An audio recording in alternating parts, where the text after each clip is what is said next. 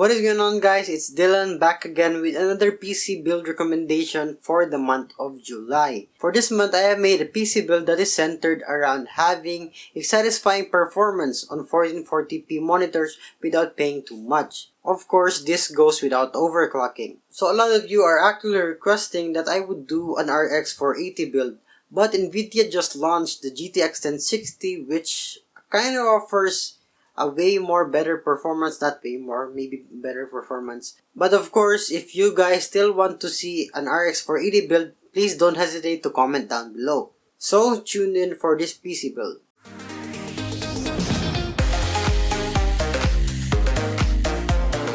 So as always, starting off with the CPU, you have your Intel Core i5-6500K, which would cost you 9,370. As I was saying earlier, I would feature a GTX 1060 in this PC build, so without any compromises, I need to go with a Core i5 so that it won't bottleneck our GPU.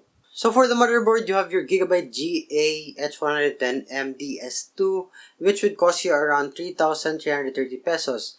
This motherboard is nothing too flashy with all the big heatsinks, but it will give you what you need. You don't need any overclocking motherboard because you only have an Intel Core i5-6500.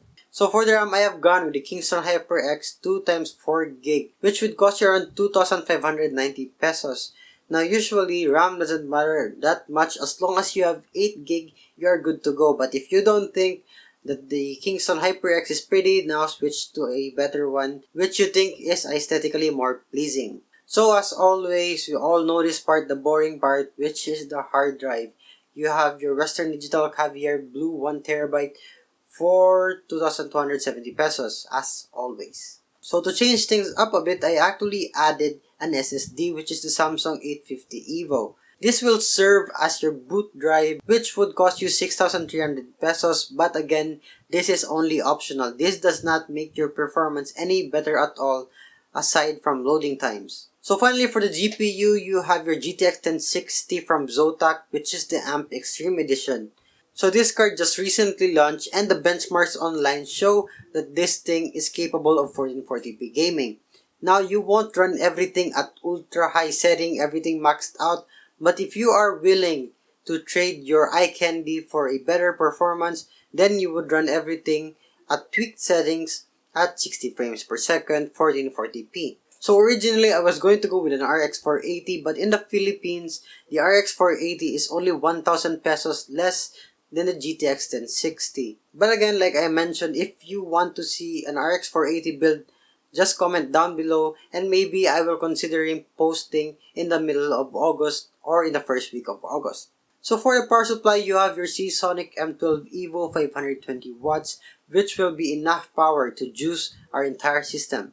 This power supply is one of the most highest rated power supplies in the market right now, and aside from that, this is fully modular, which means that you can add sleeved extension cables later on if you want to make your rig more aesthetically pleasing. For the case, you have your CORSAIR 200R, which is a bare bones case.